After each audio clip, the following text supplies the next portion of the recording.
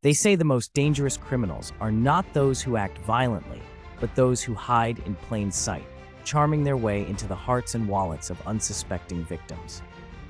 In 2018, across the bustling streets of London, whispers began to circulate about a man whose smile could melt the hardest heart, yet whose mind wove deception so intricate that even seasoned detectives struggled to untangle it. How could someone so seemingly normal orchestrate a web of lies that ensnared countless lives, leaving devastation in his wake?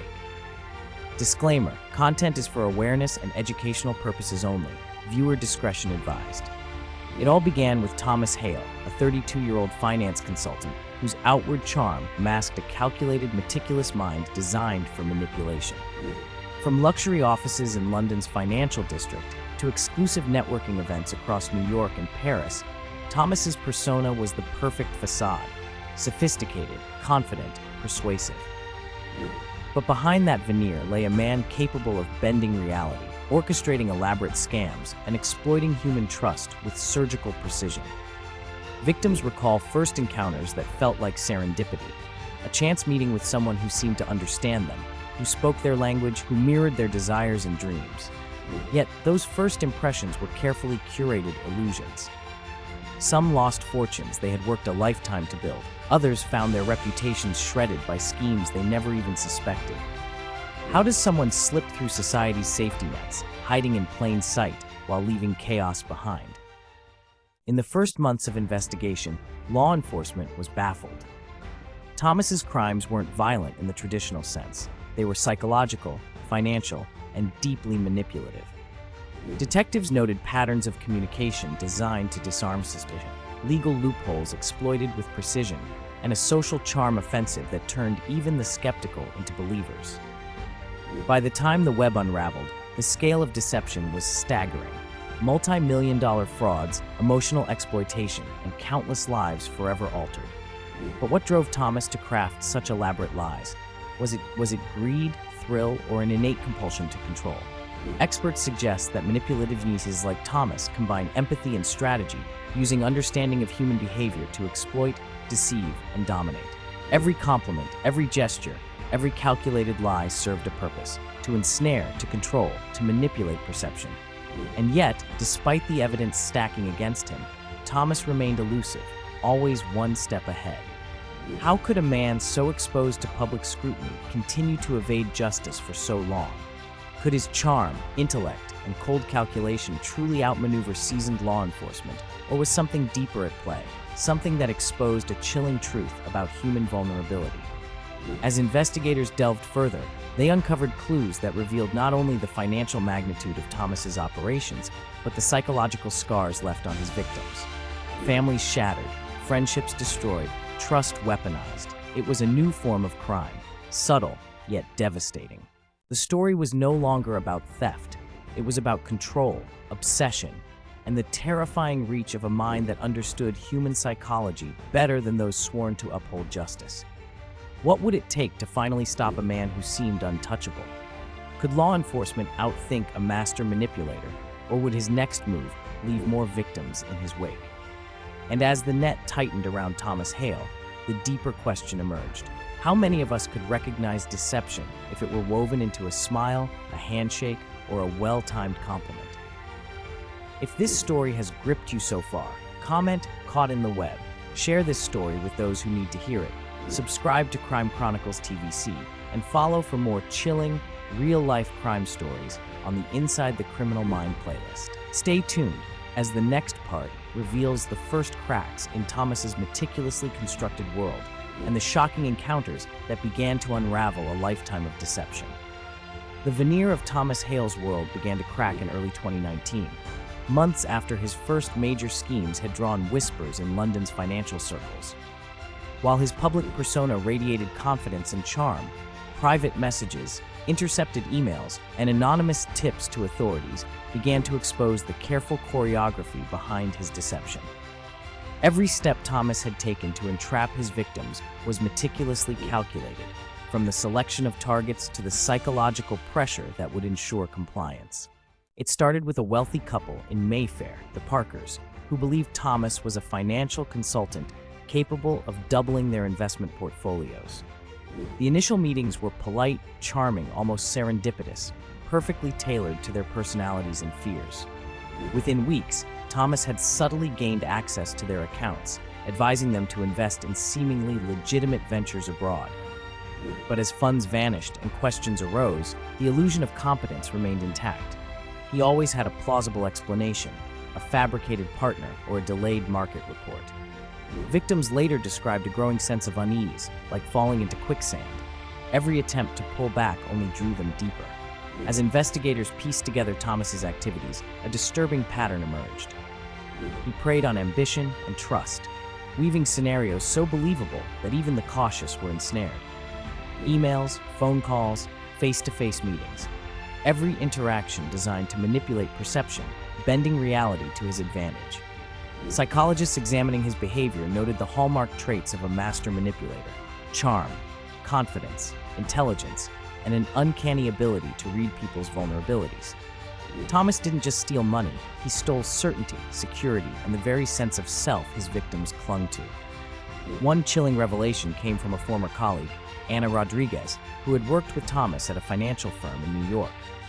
She described his methods with a mixture of awe and horror. He didn't just lie, he made you believe the lie was your idea. He could predict your reactions before you even acted.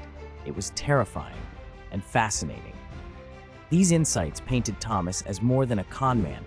He was a psychological strategist, a puppeteer orchestrating chaos from behind the scenes. The first major law enforcement breakthrough occurred when a cyber forensic team traced digital breadcrumbs across multiple continents, London, Paris, and New York, linking Thomas to offshore accounts, shell companies, and fraudulent legal documents. But even as the evidence mounted, Thomas remained elusive, always adjusting, adapting, and staying just out of reach. Detectives often found themselves chasing shadows, their questions answered with charm, manipulation, and calculated deflection. Victims began speaking out, slowly, cautiously. Social media and online forums became platforms for sharing stories, exposing patterns, and warning potential targets. Thomas's notoriety grew, not only as a financial threat, but as a psychological enigma. What drove a man to weave such complex deceptions with such precision? Was it simply greed, or was there an intrinsic need to dominate, to control human perception and trust? Even as the authorities closed in, Thomas seemed to anticipate their every move. Every phone call, every email, every financial transaction was executed with the precision of a chess grandmaster. Yet cracks began to appear. Small mistakes, overlooked details, and the relentless persistence of investigators determined to expose the man behind the mask. The question now loomed: would Thomas Hale finally be caught? Or would his mind remain untouchable, his manipulations continuing to devastate lives across borders? Could the web of deceit be untangled before more victims were ensnared? If this story has gripped you so far, comment "Trapped in the Illusion," share this story with those who need to hear it, subscribe to Crime Chronicles TVC, and follow for more suspenseful, chilling real-life crime stories on the Inside the Criminal Mind playlist. Stay tuned as the next part dives into the turning point, when Thomas's carefully curated empire begins to unravel in ways no one saw coming. By mid-2020, Thomas Hale's carefully constructed world began showing fissures that even he could not fully control. Despite years of manipulation, charm, and precision, a combination of relentless investigators, whistleblowers, and digital traces began to corner him. One crucial breakthrough came from a seemingly minor oversight: a misdirected email intended for an offshore partner, but intercepted by a vigilant financial watchdog in London. This single misstep would trigger a cascade of revelations, slowly unraveling the threads of Thomas's empire of deceit. As detectives delved deeper, it became clear that his manipulations were not only financial, but psychological, leaving deep scars on his victims. The Parkers, whose trust he had so carefully cultivated, now faced not just financial ruin, but an overwhelming sense of betrayal. "It wasn't just the money," Mrs. Parker said in an interview. "It was how completely he made us doubt ourselves. Every decision we made felt wrong, like we had failed him somehow." These statements painted a disturbing portrait of Thomas's modus operandi. He didn't merely steal, he rewired his victims' perception of reality, leaving them dependent, anxious, and malleable. Meanwhile, Thomas's reputation as a financial genius continued to draw in unsuspecting victims. High-profile social events in London, Paris, and New York became hunting grounds for his calculated charm. With each interaction, he assessed, predicted, and manipulated human behavior, creating illusions of opportunity, security, and friendship. Yet with law enforcement now closely watching, every move carried greater risk. Agents observed his communications, tracing his network of shell companies and fraudulent investments. They discovered that Thomas had built a virtual fortress, layers of encrypted emails, offshore accounts, and untraceable digital wallets designed to mask his identity and obscure his financial footprint. Despite these barriers, cracks emerged in his armor. Former associates, once loyal or complicit, began cooperating with authorities, revealing patterns of intimidation and deception. Anna Rodriguez, his former colleague in New York, provided a key testimony. He didn't just con people out of money, he made them doubt their instincts, their intelligence. That's what made him dangerous. He was a master of control, not just theft. Her account, coupled with financial evidence, created a narrative of meticulous premeditation, not random opportunism. Public exposure intensified as media outlets began covering the growing scandal. Social media accounts of victims documented the emotional trauma and financial devastation, spreading awareness but also drawing Thomas further into the spotlight. In response, he adapted, creating more layers of deception, fake identities, staged legal documents, and plausible alibis, each move a calculated attempt to outsmart those tracking him. Yet, even the most meticulous manipulator leaves traces. Analysts noted subtle inconsistencies in transactions, timing anomalies in communications, and overlapping financial claims. These small errors, when pieced together, formed a digital map leading investigators closer to Thomas's network. The tension escalated. Could a man who had eluded detection for years finally be exposed? Could justice reach into the labyrinth of his manipulations and bring closure to those devastated by his schemes? The stage was set for a dramatic turning point. Would Thomas Hale's empire of deception collapse under the weight of accumulated evidence, or would his cunning continue to elude capture? If this story has gripped you so far, comment "Unmask the Manipulator." Share this story with those who need to hear it. Subscribe to Crime Chronicles TVC and follow for more chilling real-life crime stories on the Inside the Criminal Mind playlist. The next part uncovers the unraveling of Thomas's empire and the shocking moments that reveal how even a master manipulator can be caught. By late 2020, Thomas Hale's world of deception was beginning to crumble under pressure from multiple angles. Investigators in London, New York, and Paris had started connecting the dots between his elaborate schemes. One seemingly trivial transaction, a $25,000 wire intended for a shell company in the Cayman Islands, triggered an automated alert for unusual activity. Financial forensics teams traced the funds through a maze of accounts, uncovering a pattern that pointed unmistakably to Thomas. Every wire, every offshore account, every business opportunity he had pitched now became a piece of the puzzle that could dismantle years of careful manipulation. Victims began coming forward en masse, emboldened by the growing scrutiny. Social media became a battlefield where stories of financial ruin and emotional betrayal spread like wildfire. Families who had once felt isolated in their suffering found solace in shared experiences. "We thought we were alone," said Jennifer Mills, one of the victims from New York. "Seeing others who had been trapped by the same person made me realize it wasn't my fault." These personal accounts highlighted not just the financial damage, but the psychological grip Thomas had on those around him, demonstrating his mastery of manipulation that went far beyond monetary gain.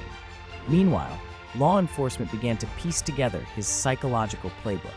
Detectives and psychologists worked together, analyzing his communications, patterns of persuasion, and the methods by which he gained trust. They identified a series of predictable tactics: initial charm and generosity, subtle undermining of confidence, staged crises that demanded intervention, and the gradual erosion of independent decision-making. Each tactic left traces, and these traces would become crucial in building a legal case. The more investigators studied him, the clearer it became. Thomas's genius lay not merely in financial scheming, but in his ability to control the human mind. At the same time, Thomas's personal life started to show cracks. His relentless drive for dominance began creating conflicts with close associates, who started questioning his motives and integrity. Whispers of betrayal began circulating among his inner circle, further destabilizing his carefully controlled network.